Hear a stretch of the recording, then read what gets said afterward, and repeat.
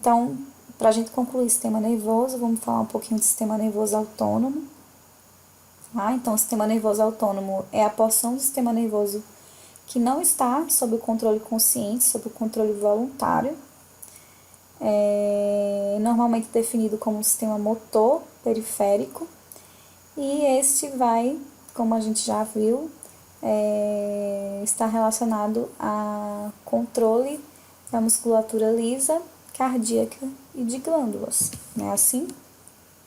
Então, vale a gente relembrar essa divisão aqui do sistema nervoso que a gente viu lá no início do conteúdo. Então, o sistema nervoso ele é dividido em sistema nervoso periférico e sistema nervoso central. O sistema nervoso central, composto pelo encéfalo e medula espial, o grande centro integrador da informação, né, que recebe as informações sensoriais, processa essas informações e envia para o sistema nervoso periférico somático, que está relacionado à contração do músculo esquelético, e aí vocês já entendem todo o processo, né, de informação sensorial, integradora e motora, e entendem como que acontece a contração do músculo esquelético. E agora a gente vai falar um pouco mais sobre o sistema nervoso autônomo, que está relacionado ao controle da musculatura lisa, cardíaca e glândulas. E aí a gente já adicionou uma nova informação, que o sistema nervoso autônomo ele é dividido em dois sistemas nervosos autônomos, o sistema nervoso simpático e o sistema nervoso parasimpático.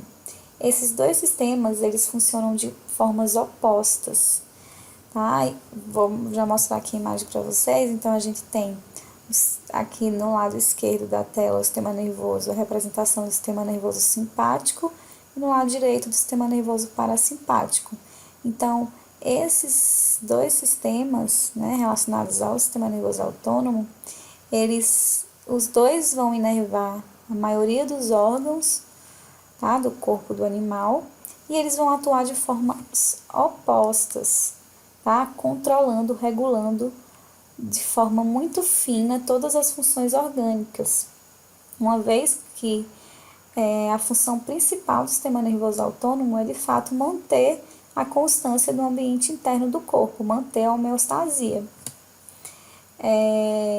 E aí, a principal diferença do sistema nervoso simpático, as principais diferenças entre o sistema nervoso simpático e parasimpático, é que o sistema nervoso simpático, ele funciona de forma a fortalecer as defesas do corpo do animal contra diversas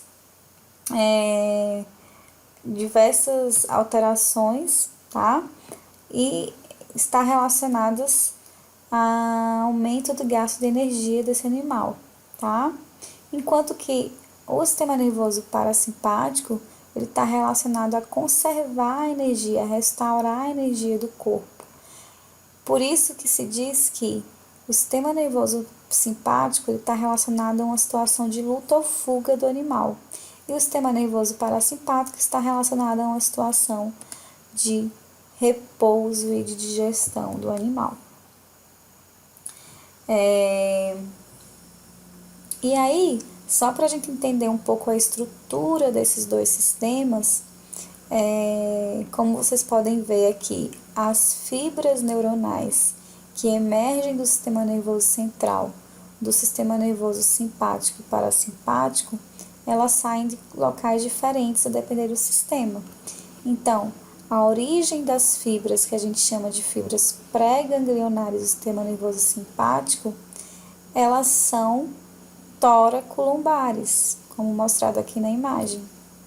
Já a origem das fibras pré-ganglionares do sistema nervoso parasimpático, elas são crânio-sacrais. Por que eu estou falando fibras pré-ganglionares? Porque diferente do sistema nervoso periférico somático, no sistema nervoso autônomo existem gânglios, e nesses gânglios acontece uma sinapse entre uma fibra pré-ganglionar neuronal e uma fibra pós-ganglionar neuronal. E logo em seguida acontece outra sinapse entre a fibra pós-ganglionar do neurônio e a célula muscular lisa ou cardíaca ou em glândulas. Então, diferente do sistema nervoso somático, existe no sistema nervoso autônomo existem duas sinapses. Uma entre uma fibra pré e pós-ganglionar, que acontece aqui nos gânglios, e outra sinapse entre a fibra pós-ganglionar e a célula muscular lisa cardíaca ou glândula. Dito isso, a localização dos gânglios do sistema nervoso simpático e parasimpático, elas também são diferentes. No sistema nervoso simpático, os gânglios estão localizados paravertebrais, ou seja, paralelos à coluna vertebral, como mostrado aqui na imagem.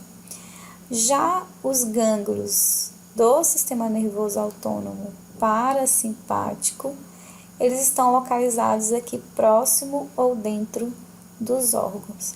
Então, só repetindo, a origem das fibras pré-ganglionares do sistema nervoso simpático, tóraco-lombar. Localização dos gânglios paravertebrais, paralelos à coluna vertebral. A origem das fibras pré-ganglionares do sistema nervoso parasimpático, crânio sacral. Localização dos gânglios próximo ou dentro do órgão. Por que isso é importante a gente saber? Como eu disse para vocês, o sistema nervoso simpático está relacionado com a luta e a fuga do animal. Então, está relacionado com a situação de alerta, de gasto de energia. Logo, essa resposta ela precisa ser rápida, precisa ser em massa. Por isso que essa sinapse, a sinapse da fibra pré-ganglionar com a fibra pós-ganglionar já acontecer aqui logo próximo ao sistema nervoso, isso faz com que essa resposta ela seja mais difusa, seja em massa, seja bem mais rápida. Já o sistema nervoso parasimpático, as sinapses aqui entre a fibra pré-ganglionar e pós-ganglionar, elas acontecem já próximo ou dentro do órgão. Logo, tem uma resposta mais controlada, muito mais específica em cada órgão, que é importante, porque na maioria das vezes o animal está com o parasimpático muito mais ativado, já que é o sistema do repouso e da digestão, ok? Então, aqui só frisando o que a gente já falou, a origem das fibras pré-ganglionares do sistema nervoso simpático, tóraco-lombar. Sistema nervoso parasimpático, crânio sacral. Localização ganglionar do sistema nervoso simpático, paravertebrais. Gânglios do parasimpático estão próximos ou dentro dos órgãos-alvo. E aí, como eu falei para vocês, essas respostas, elas dependem da necessidade do animal. Eu vou ter o sistema nervoso simpático mais ativo numa situação e o parasimpático mais ativo em outra situação. Sabendo que o sistema nervoso simpático ele é o da luta e da fuga, e sabendo que o sistema nervoso parasimpático é do repouso e da digestão, fica fácil a gente conseguir determinar de forma lógica mesmo o que vai acontecer em cada órgão a depender da ação desses sistemas, já que eles atuam de formas opostas. Então, vamos pensar num animal que está numa situação de luta ou fuga, um animal que está correndo de um predador, por exemplo. Imaginem como ele tem que responder rápido e o quanto que ele vai precisar de energia para que ele consiga correr, o quanto que ele vai precisar de energia nos músculos esqueléticos especialmente. Tá? Então, pensando nisso, vamos tentar entender de forma lógica como que acontece o funcionamento de cada órgão a depender da situação em que o animal se encontra. Então, pensando junto comigo, se o animal está numa situação de luta ou fuga, o que vocês acham que vai acontecer em relação à pupila? Ela vai dilatar ou ela vai contrair? Então, numa situação de luta ou fuga, pessoal, a pupila ela dilata. O animal ele precisa de uma visão, de um campo de visão muito mais amplo nessa situação. Já se o animal estiver numa situação de repouso e digestão, a pupila ela contrai. Então vejam que pensando dessa forma, fica fácil a gente entender a funcionalidade desses dois sistemas. Em relação a glândulas salivares, se o sistema nervoso parasimpático está relacionado a repouso e a digestão, vocês entendem que eu tenho uma maior secreção de saliva, já que ela está envolvida no processo digestivo. Já quando o animal está numa situação de luta ou fuga, esse animal que está numa situação correndo do seu predador, acontece uma menor secreção de saliva ou a saliva ela fica mais densa. Em relação ao pulmão, vamos pensar no músculo liso dos bronquíolos. Então, vocês sabem que numa situação de luta ou fuga, o animal ele vai precisar correr, logo ele vai ter uma alta atividade dos músculos, então ele vai precisar de dar um maior suporte para esses tecidos. Então, em relação ao músculo liso dos bronquíolos, numa situação de luta ou fuga, o músculo liso bronquiolar ele vai dilatar. Então, a gente vai ter uma dilatação bronquiolar para que aconteça uma maior troca gasosa, o animal tem um maior suporte do oxigênio nos tecidos para que ele consiga passar por essa situação. E, consequentemente, eu vou ter aumento da frequência respiratória também e dilatação do bronquíolo. Já numa situação de repouso e digestão, a frequência respiratória ela fica nos níveis de normalidade e o músculo bronquiolar contrai, diminuindo o lumen para a troca gasosa. Coração. Mais uma vez, fica fácil se a gente associar com a situação em que o animal se encontra.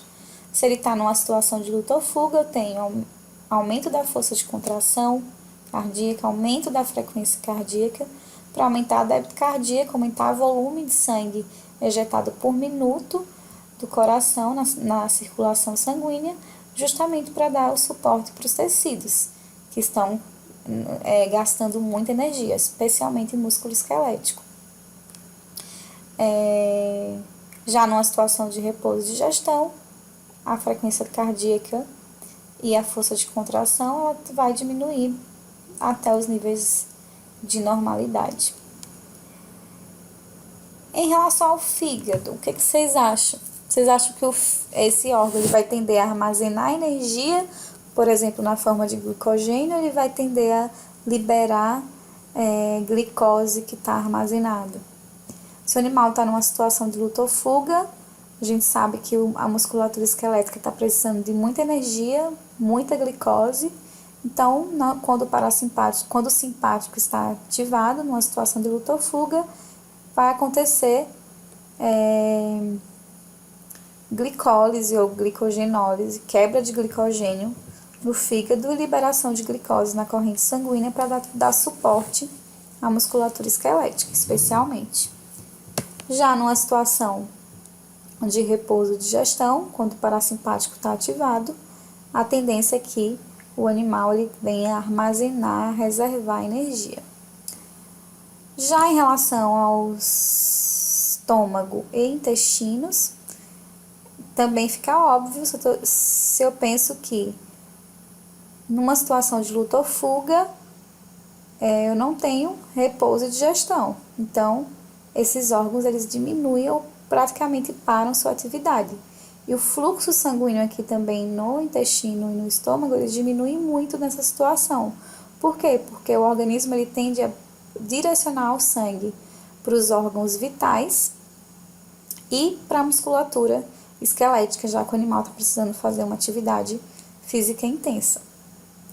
E no repouso e digestão, o sistema nervoso parasimpático atua aqui, liberando a acetilcolina, e esses órgãos eles aumentam a sua atividade e os processos de digestão e absorção de nutrientes para dar suporte energético para o animal. Bexiga, sistema nervoso simpático causa constrição do esfíncter da bexiga e no parasimpático acontece, o animal ele consegue urinar normalmente, tá? Então, essa é uma visão geral da funcionalidade do sistema nervoso simpático e parasimpático. Tentem sempre pensar por essa lógica do animal em fuga, do animal em repouso e digestão. Ok, pessoal? Pois bem, aqui a gente só está comparando nessa imagem o sistema nervoso motor somático, periférico motor somático, com o autônomo. E aí vocês lembram que a fibra motora periférica somática, ela sai da medula e se estende diretamente até o músculo esquelético, acontecendo apenas uma sinapse neuromuscular. Já no sistema nervoso autônomo, a gente tem que a fibra neuronal ela sai da medula e acontece uma sinapse lá no gânglio, entre a fibra pré-ganglionar e pós-ganglionar, e esse potencial de ação ele vai seguir até a célula muscular lisa cardíaca ou glândula, onde vai acontecer nova sinapse e agora neuromuscular. Aqui dá para perceber bem nessa imagem a diferença do sistema nervoso simpático do parasimpático, porque o gânglio do simpático ele é muito mais próximo à medula, já que ele está paralelo à coluna vertebral, e o gânglio do sistema nervoso parasimpático ele fica próximo ou dentro do órgão. Lembrem que essa resposta ela é em massa, ela é difusa, menos específica. A resposta do parasimpático ela é mais local, ela é mais controlada, ela é muito mais específica, ok? E aí, nas imagens já foram mostradas, mas os nervos cranianos do óculomotor facial, glossofaríngeo e vago, que emergem lá da região cranial do parasimpático, exercem a função desse sistema, e os nervos sacrais, que inervam colo, distal, reto, vesícula urinária e órgãos reprodutores, que vão fazer a ação do sistema nervoso parasimpático. Então, aqui, ó, terceiro, quinto, sétimo, 11º e 10º pares de nervos cranianos, que vão exercer funções aqui importantes no controle do sistema nervoso autônomo para o gânglio ciliar, músculos ciliares do olho, esfíncter pupilar, enfim, glândulas lacrimais, nasais. E o nervo vago, vejam que ele se ramifica e ele vai inervando vários órgãos importantes, como coração, estômago e parte do intestino. Já os nervos sacrais, eles vão inervar aqui a porção final, né, do colo distal e vesícula urinária e órgãos reprodutores. Bom, quais são os neurotransmissores e receptores que estão envolvidos nas sinapses do sistema nervoso simpático e parasimpático? Em relação ao sistema nervoso autônomo, o sistema nervoso periférico somático, vocês já sabem que eu tenho somente uma sinapse neuromuscular, não tem uma outra sinapse no sistema nervoso periférico. E essa sinapse neuromuscular se dá pela liberação de acetilcolina, que se liga em receptores nicotínicos, que abrem canais de sódio na membrana da célula muscular esquelética e assim desencadeando o processo de contração.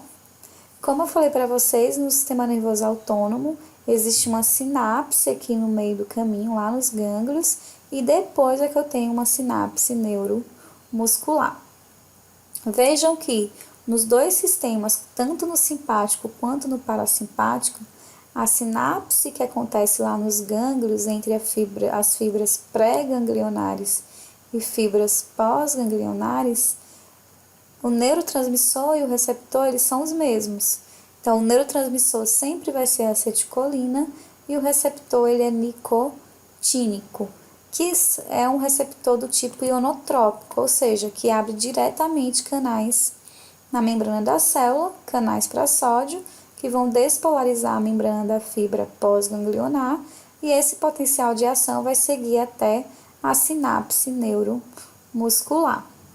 E aí, agora que eu tenho a diferença entre os dois sistemas. No sistema nervoso simpático, o neurotransmissor que é liberado lá na sinapse da fibra pós-ganglionar com a célula muscular é a noradrenalina ou norepinefrina. Já o neurotransmissor que é liberado lá no sistema nervoso parasimpático, liberado pela fibra pós-ganglionar, é a acetilcolina, também acetilcolina. E os receptores do sistema nervoso simpático são receptores do tipo alfa e beta, e aqui a gente tem outro tipo de receptor para acetilcolina, que é o muscarínico. Esses receptores, alfa, beta e muscarínico, eles são do tipo metabotrópico, ou seja, eles não abrem diretamente canais na membrana da célula. Eles são receptores que estão associados a uma proteína que é chamada proteína G,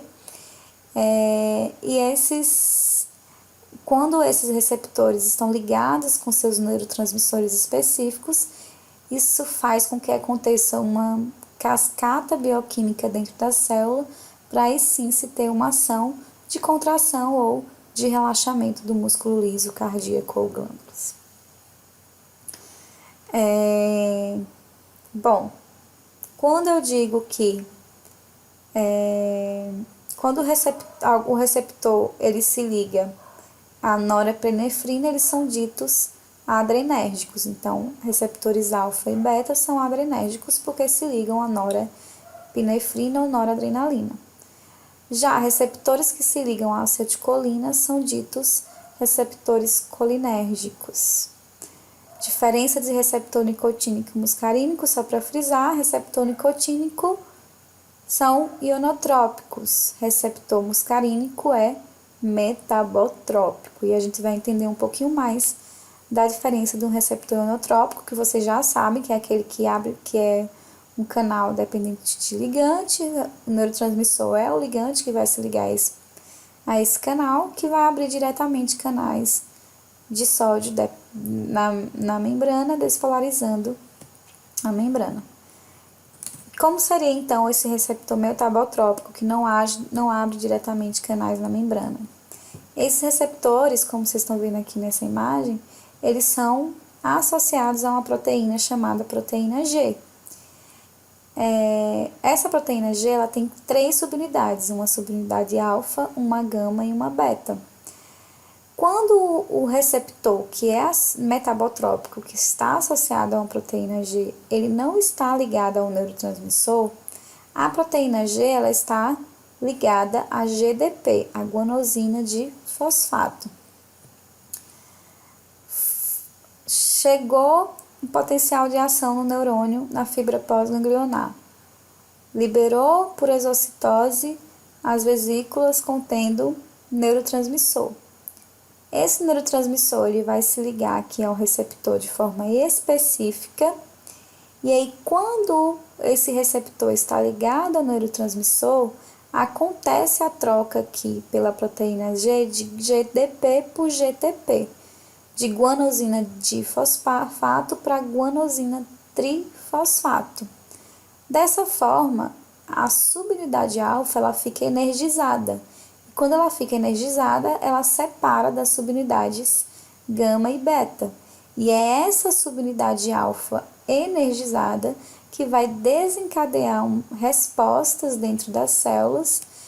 E aí, dependendo do receptor, eu posso ter respostas diferentes que vão produzir um segundo mensageiro, e esse segundo mensageiro vai exercer a ação de fato. Quando o neurotransmissor é eliminado aqui do receptor, acontece a quebra desse GDP em GDP mais PI, subunidade alfa agora ligada a GDP, volta a se ligar a subunidade alfa e beta, e aí ela fica aqui na base da membrana junto ao receptor, esperando o neurotransmissor chegar para novamente acontecer tudo de novo. Bom, então aqui nós temos a subunidade alfa energizada. Temos um receptor metabotrópico ligado ao seu neurotransmissor o seu ligante específico, que é o meu primeiro mensageiro,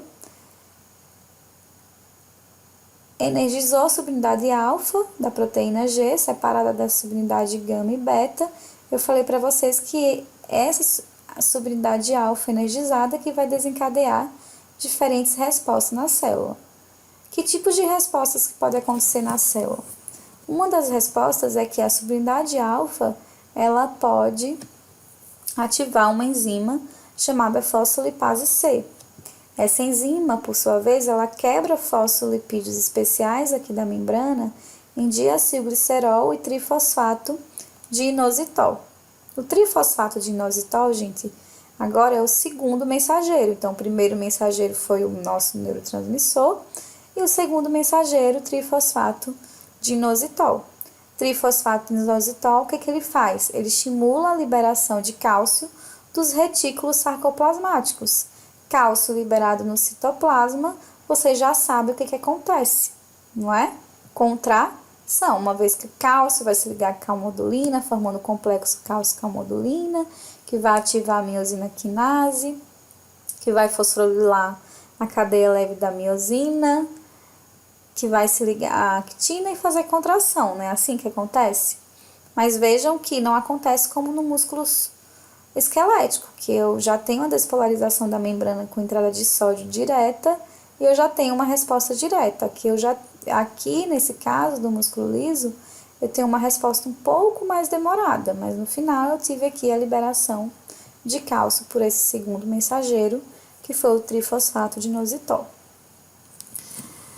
Outro tipo de resposta, dependendo do receptor e neurotransmissor, é que a subunidade alfa, ela pode também ativar outra enzima que é chamada adenilato ciclase.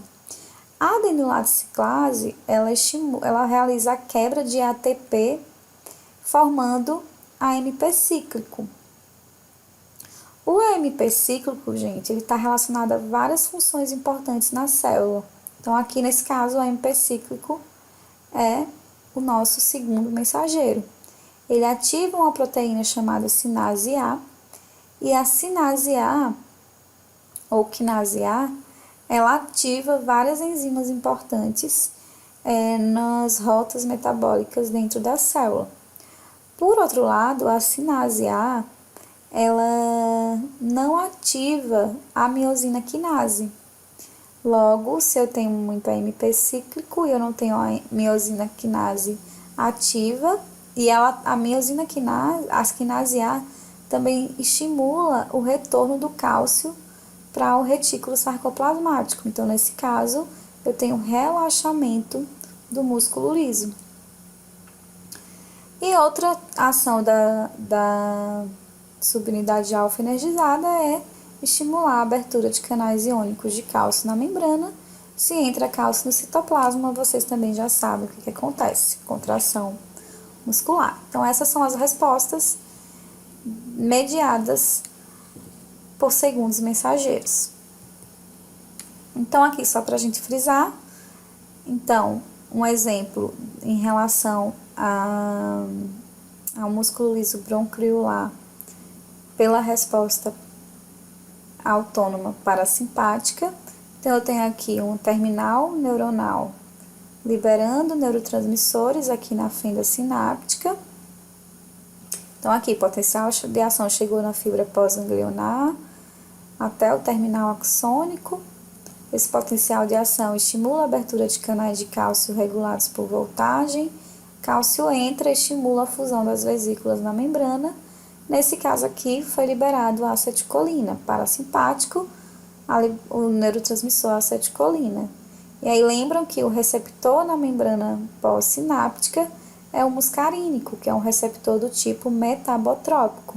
Nesse caso, a acetilcolina, quando se ligou ao receptor muscarínico, ela, obviamente, não está mostrando aqui na imagem, mas houve ativação, a subunidade alfa ficou energizada, estimulou a ativação da fosfolipase C, que quebrou fosfolipídios de membrana especializados em trifosfato de inositol e diacilglicerol. Trifosfato de inositol, segundo mensageiro, estimulou a abertura de canais de cálcio do retículo sarcoplasmático. cálcio no citoplasma, eu tenho contração. Aqui, noradrenalina ligados aos receptores alfa e beta. Lembra que os receptores alfa e beta também são do tipo metabotrópicos. Então, receptores alfa ligados, nesse caso, alfa 1 ligado à noradrenalina, também faz a mesma função da acetilcolina, lá no sistema nervoso parasimpático, ligado ao muscarínico. Também ativa a fosfolipase C, que quebra fosfolipídio de membrana em trifosfato de inositol e diacilglicerol, e trifosfato de inositol libera cálcio e eu tenho contração. Já o mesmo neurotransmissor ligado a outro tipo de receptor, aqui no caso alfa 2, ele inibe a ação da adenilato ciclase, logo eu tenho pouco AMP cíclico. Se eu tenho pouco AMP cíclico, eu tenho contração de músculo liso. Por quê? Porque eu não tenho a sinase A impedindo a ativação da miosina quinase e não tenho a sinase A estimulando o armazenamento de cálcio nos retículos, tá? Então, por isso eu tenho contração, tá? Aqui em relação à noradrenalina ligada a um receptor beta, agora sim eu tenho estímulo da produção de AMP cíclico pela adenilato ciclase. Nesse caso, eu tenho um quinase A inibindo a contração do músculo liso. Então, eu tenho um relaxamento do músculo liso, mas tenho contração do músculo cardíaco. Ok? Então, diante do que a gente falou, pessoal, vejam que o que determina a ação no músculo não é o neurotransmissor, e sim o receptor que ele vai se ligar. Então, veja aqui que o mesmo neurotransmissor é liberado pelo sistema nervoso simpático ou parasimpático, mas as ações elas podem ser diferentes. Então, aqui eu tenho noradrenalina ligada a receptor alfa, lá no músculo eretor do pelo, ele causa contração. Mas quando a mesma noradrenalina está ligada a um receptor beta-1 nos vasos sanguíneos da pele, acontece relaxamento.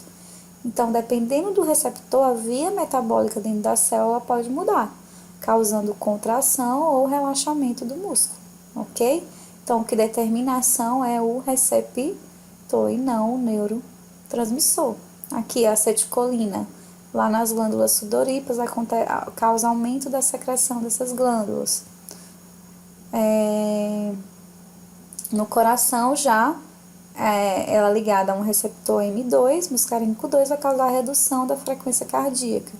Então, o que determina a ação é o receptor e não o neurotransmissor.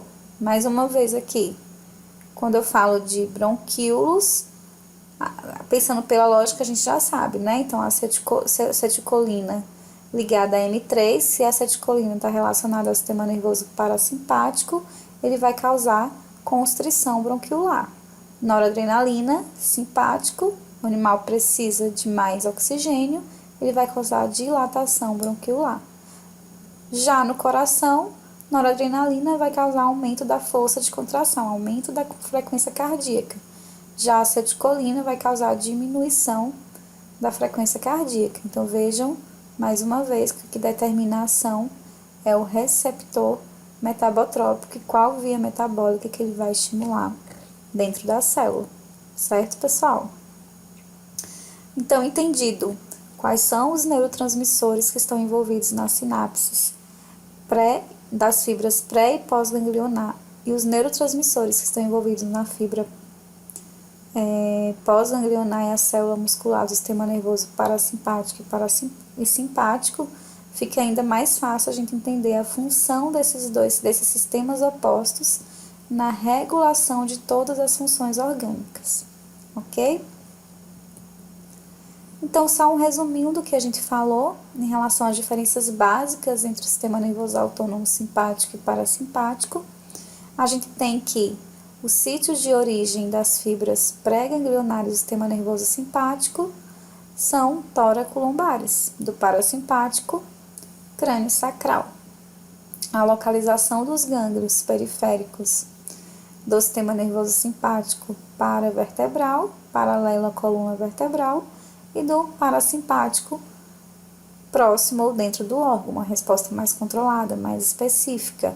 A resposta do simpático é mais ampla em massa, só que é mais difusa, não é tão controlada, não é tão específica. Nós temos o mesmo transmissor nos neurônios pré-ganglionares, né, assim, que é a acetilcolina e os mesmos receptores nicotínicos, mas o neurotransmissor é distinto lá nos nervos pós-sinápticos com a célula muscular.